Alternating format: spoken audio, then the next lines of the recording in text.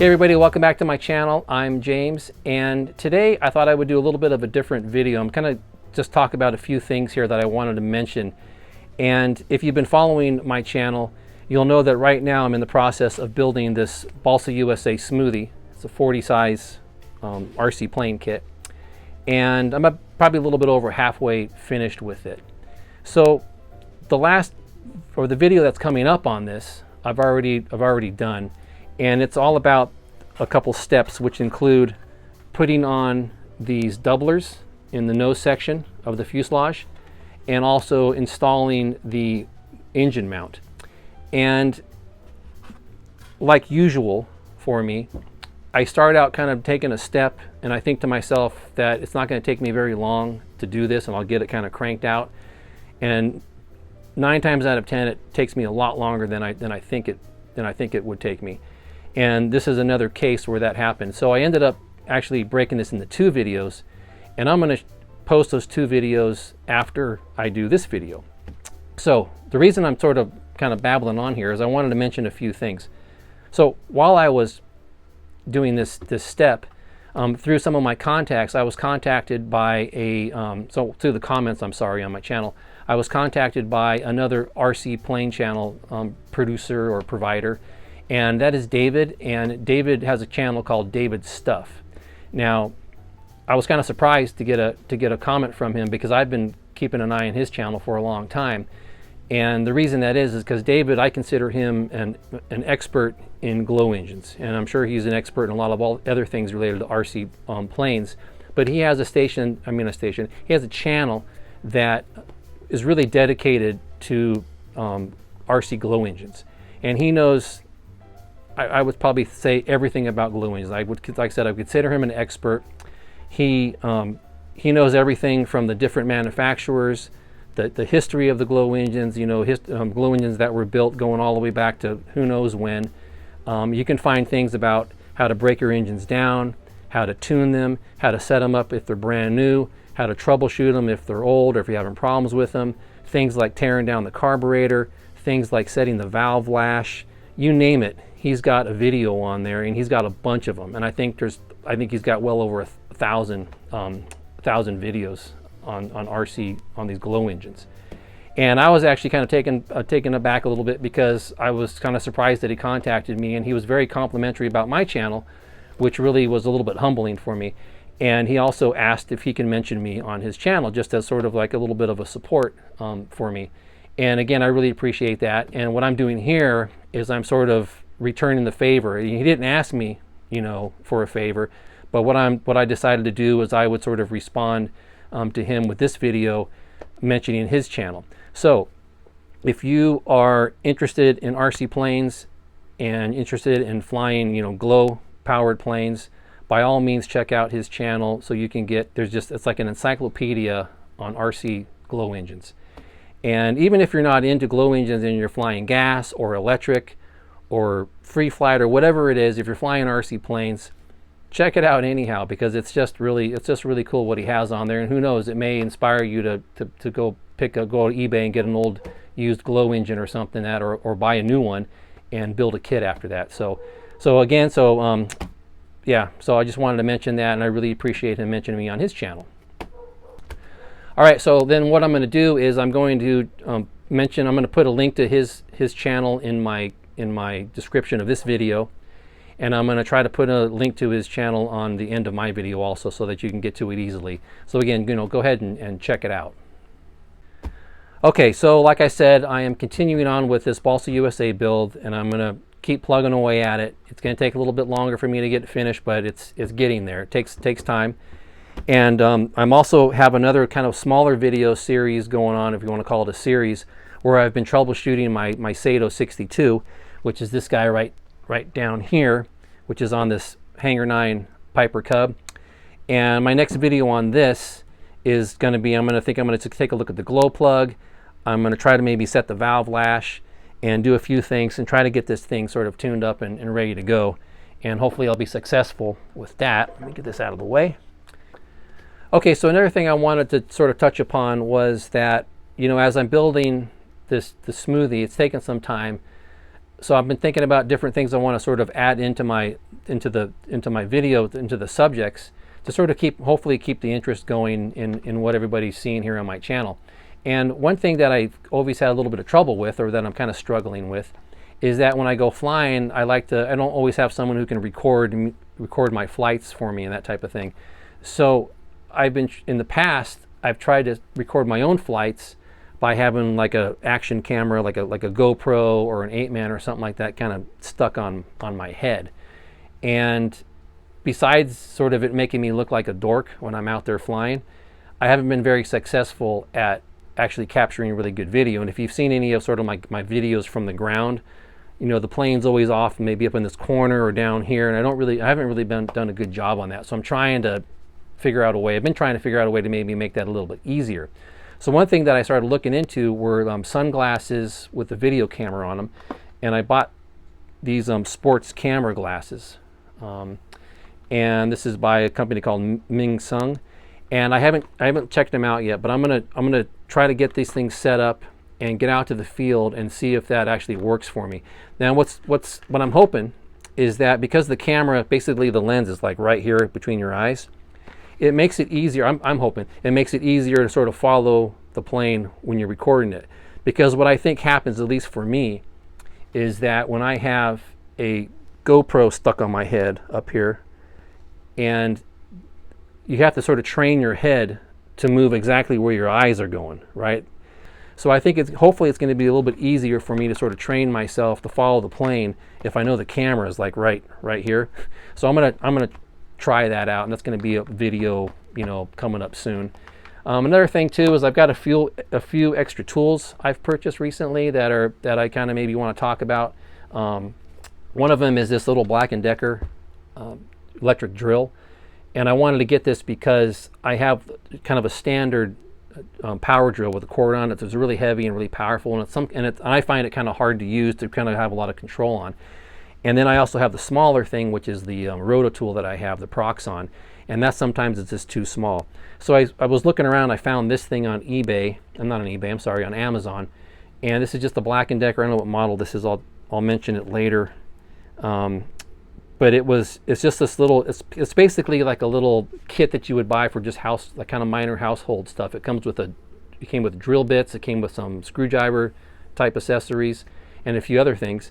And it's not too powerful, but it's got sort of a standard chuck. So I've been using this, and it's actually been working pretty good, and I actually use it in the video coming up. So I'm glad I got this, and so far it's been working pretty good.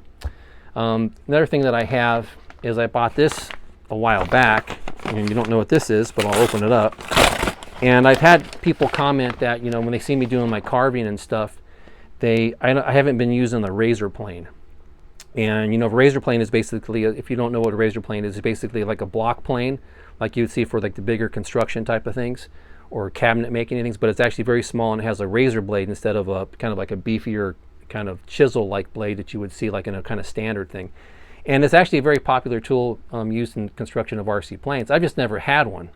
And I started looking around online for one, and I know Master Airscrew is one of the companies that sells them now, and they're very popular and they get really good reviews. But I didn't buy that one. And I have no problem with that one. I just was looking at it and I was thinking, because it comes with its own blades. And I'm not sure if those blades are proprietary for that particular block plane. And I was looking for something that was a little more, that would be using blades that were a little bit more standard, that I can get kind of anywhere and not be sort of forced to go and buy special blades for it. So I was looking around, and I found this guy, and this is a this is basically, I guess, vintage. It's not an antique, but they're on eBay. I think this was around 20 bucks, and it's just a little razor plane. And this one you can use with kind of standard safety blades, like the kind you use for shaving your face, if you have to shave your face. And I got this guy, and here's some Gillette blades that came with it. This is just because I got this on eBay. So these are just your standard sort of like razor blades for shaving, and it's just a little guy that I'm going to try out here. You can kind of see it's got the. So I'm going to set this up and try this out. So this is another little tool that I got. I got to figure out kind of how to set it up. It actually has a blade in it already, so I better be careful.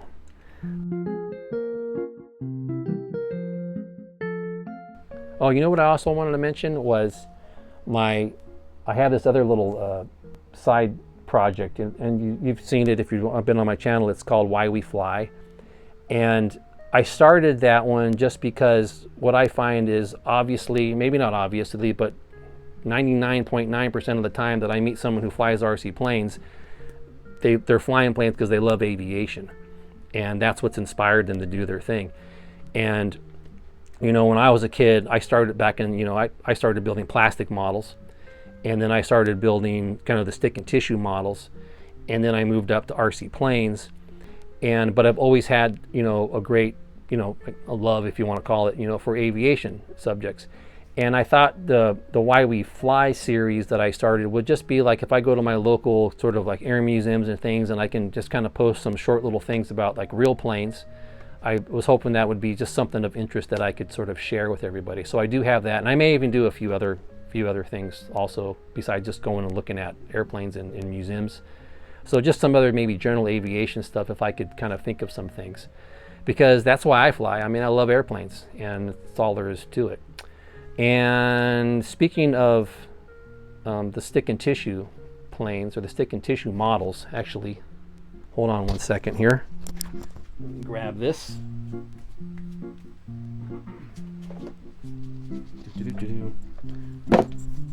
All right, back here. So stick and tissue stuff. So this is a kind of an old, and they still make them, they still produce them as a Gillos. I call it Gillos. And these are stick and tissue models. And there's obviously other brands that make these. There's brands that are, they're manufacturers that are no longer in business, but some of them are still around. So in any case, I want to sort of like talk about these, and may even do like one of these kind of kits on this channel as, again, as sort of a side project. And the reason I'm bringing this up is because, in my opinion, this is a really good way, if you build one of these or build a few of these, this is a good way to sort of give yourself an idea if you like to build RC planes, like kind of like what I'm doing here. Now, obviously, there are big differences between an RC plane, something like this, and a small stick and tissue plane like this. But there are also some very significant similarities. And you know, one of them, obviously, it's balsa. And you have to cover it. It's tissue, but you still have to cover it. And you use a lot of the same materials. You're using the razor, like X-Acto blades and so on and so forth. You have to use your standard sort of wood glues or your CA glues. So if you've been sort of thinking, hey, maybe I want to build a plane, but I don't really want to spend a lot of money and buy like a full-size plane and then have you know, I just want to see if I would like it, I would recommend that you grab a couple of these. Now this one's a little older, but this was 12 bucks. I think maybe one about this size, you know, you could probably get them somewhere around 20 bucks. Now they have all kinds of different, you know, kits and size models that can get pretty expensive. But you can get some basic kits like this. In fact, you can kind of see, for example, here, all these little ones they have on here. And I think this is a good place to sort of get your feet wet if you're thinking about trying to build balsa planes and you want to work up to like an RC plane. I think this is a really good idea. So what I was thinking about doing is actually doing a couple short builds with this. And I think it's related. I know it's not an RC thing, but it's related because these fly. If you build them correctly, they're rubber band powered, they're free flight, which I always thought was great. I love free flight planes also. But you build this thing correctly and you go to a park and this will fly for you. If you do what I did, it was like, this is awesome, and then one day you want to put an engine on it and get a radio, then that's the next step. So that's going to be something that I'm thinking about. And if you have any comments about that, please let me know. Okay. All right, so I think I rambled enough here. I did kind of a little bit of everything in this video, and I think I'll probably call it good there. Again, I appreciate all the comments I get, good or bad. I mean, as long as they're not insulting. No one wants to be insulted. But you know, if you have comments critical about how I did this, or show me some other way, or say, you know, maybe you did this wrong, here's a good way to do this, that's great to me, because I'm learning myself. I say it a lot of times. I don't consider myself an expert, So the comments are always good, and I appreciate the support, and I appreciate the people, everybody who's subscribing. And lastly, you know, this is a great hobby. So, you know, like me, if we do these channels and you support other channels, you support this channel, which I appreciate, it's really a good way to sort of keep the hobby, in my mind, keep it going. And hopefully we can do that for a long time. So, so yeah, that's it. Thanks for listening to me kind of rant about all this little stuff. And we'll see you next time. And look out for my next video, which is going to be kind of jumping back into this. And that's about it. All right, so thanks for watching my channel.